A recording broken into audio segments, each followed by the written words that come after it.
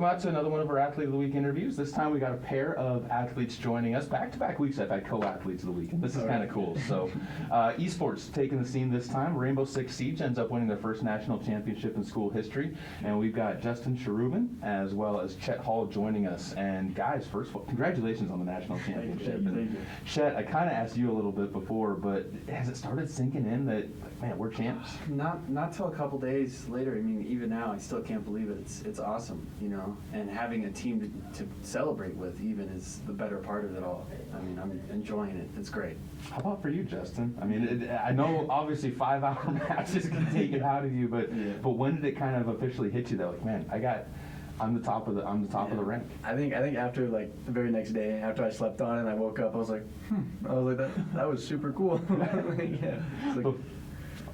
It was just a great experience, I think. Yeah. Before we go back on the match itself, let's talk a bit about the season in general. Chet, you started out with the team, and in the first weeks, you didn't really get a chance to kind of feel things out. Preseason was kind of hit or miss with the group, and then you end up dropping that third match of the season, yes, and things are kind of going like, okay, this is going to be difficult this year.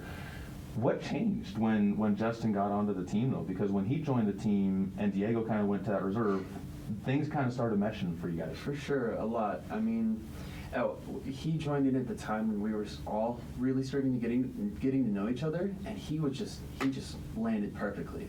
Like, he knew what he had to do. He was part of the team, and we all accepted it. And that bond of all of us just grew stronger over time, and it led us to victory for sure. How important was it to the team to accept you that? Like, because especially when you come in the middle of the season, you never know how that's going to go, because there can be some animosity from the people that you're replacing. Diego was very accepting of it, though. I mean, he's a Street Fighter guy. That's kind of his main thing. But he wasn't necessarily upset that you came in and took over the spot. Yeah, I think it was definitely a great thing, because like at first I wasn't sure, but then like it was kind of like a click kind of thing. Like we just all hit it off, and it was good. You joined the team, and then all of a sudden things just roll off. I think you didn't drop more than 2 rounds in any of the matches to close out the season, and even the postseason, the first 2 rounds, you guys kind of walked through it.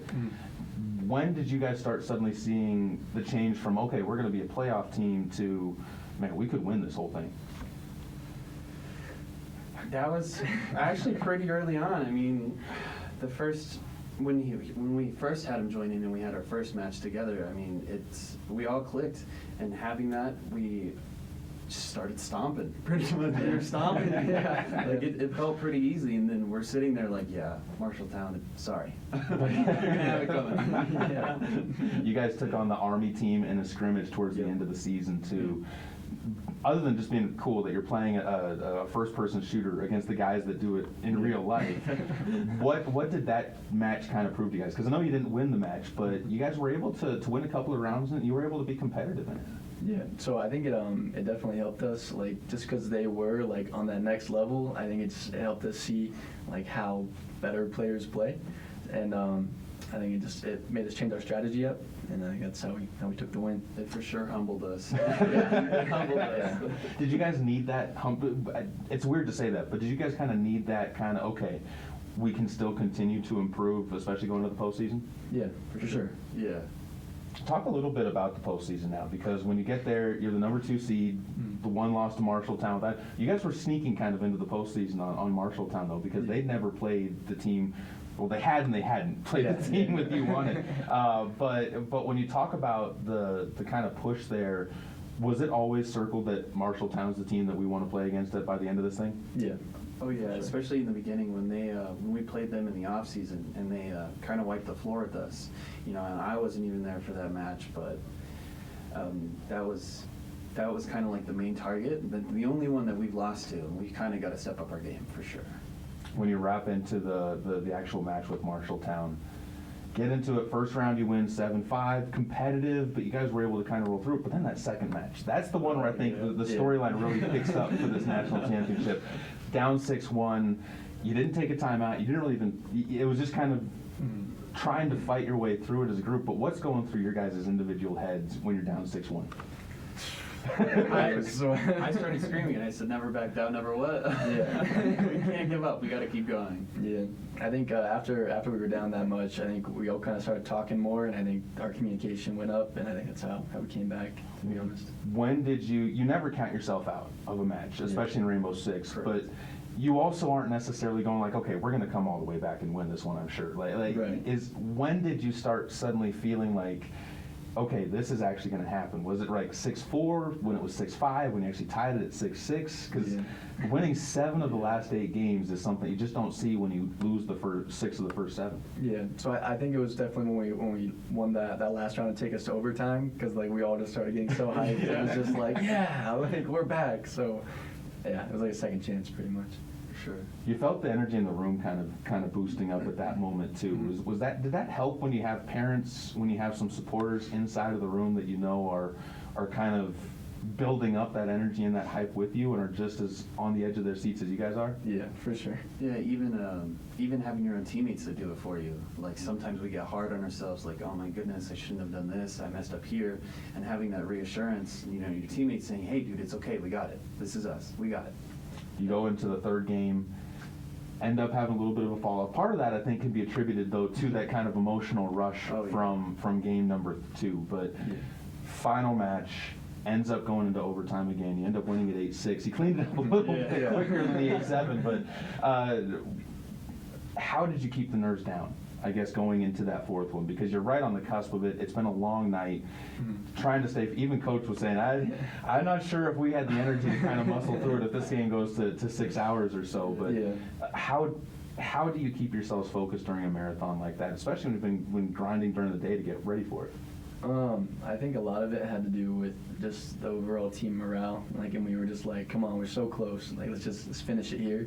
So I think we all just had to calm down a little bit and try to focus. Yeah, and we all want the same thing, you know, we want those rings, so stick with it. You guys obviously are the athletes of the week for this one for a reason. Chet, the only ace of the season coming in the championship match. I got to be humble on myself on this one too, because I was kind of going, you know, Chet's playing pretty good. He's not a detriment. He's not necessarily the top. He's right there at that good contributing level, and then you come out and just blast away on that one.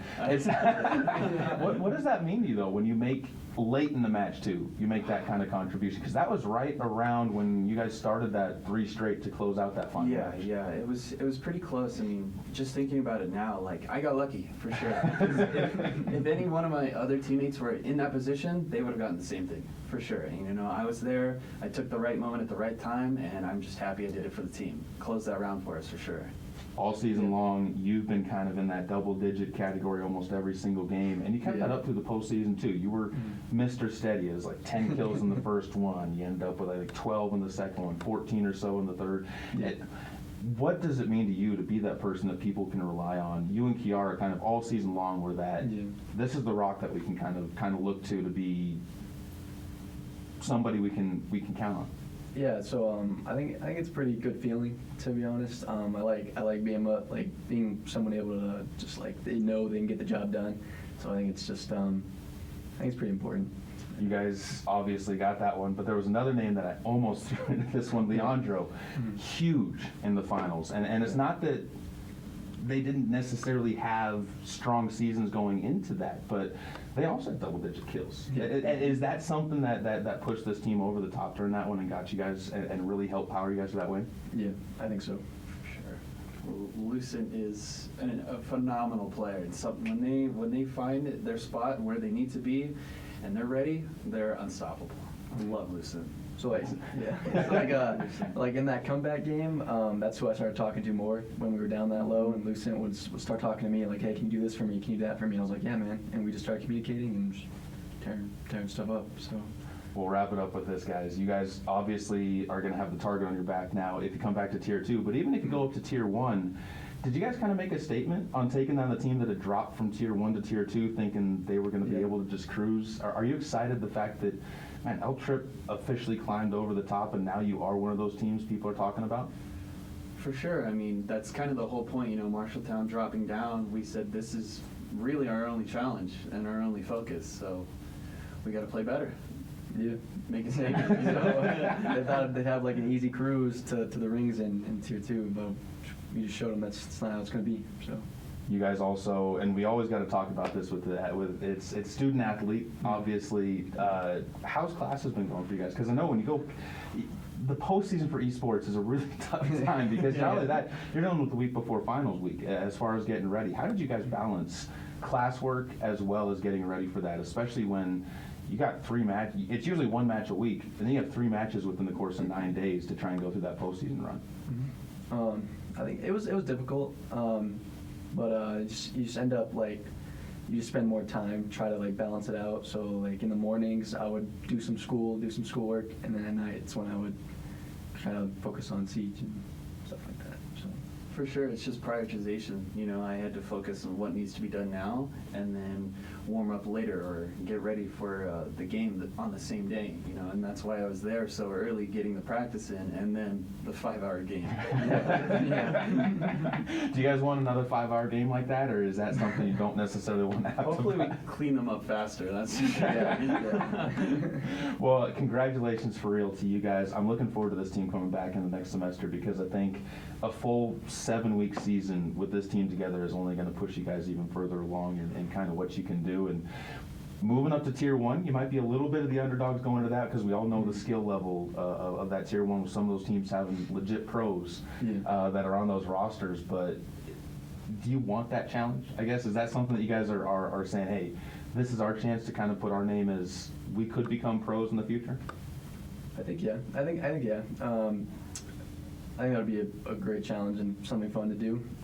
I think just the more we play together, just the better we'll get. So I think that's something we could see in the future.